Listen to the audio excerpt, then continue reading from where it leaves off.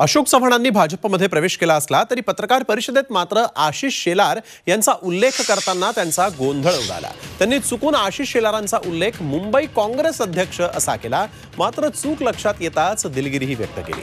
काँग्रेसमध्ये बरीच वर्ष राहिल्यामुळे सवयीप्रमाणे बोलून गेलो, आपल्याला सांभाळून घ्यावं अशी विनंतीही त्यांनी पत्रकारांना केली। राज्य के उपमुख्यमंत्री सन्माननीय देवेंद्र फडणवीस जी,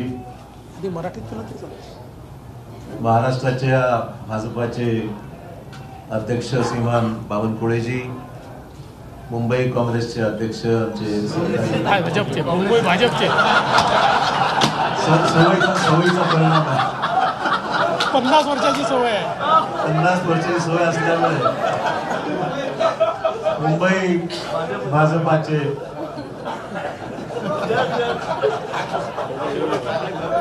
अमृत नोनी आर्थो प्लस, ये एक प्रूवन फॉर्मूला है। इसमें मौजूद नोनी फल के गुण और आयुर्वेदिक जड़ी बूटियां शरीर को जरूरी पोषक तत्व देने के साथ साथ हड्डियों और जोड़ों के घिसने, उनमें होने वाले सूजन और दर्द को रोकने में मदद करता है। दर्द मुक्त जीवन के लिए अमृत नोनी आर्थो प्लस। पहिली प्रेस कॉन्फरन्स भाजपाच्या कार्यालयामध्ये झाली होत आहे, तेवढं थोडंसं मला एक्सक्यूज करा, आज पहिलाच दिवस आहे। अशोकराव साहेबांनी ते काँग्रेस विसरू शकत नाही।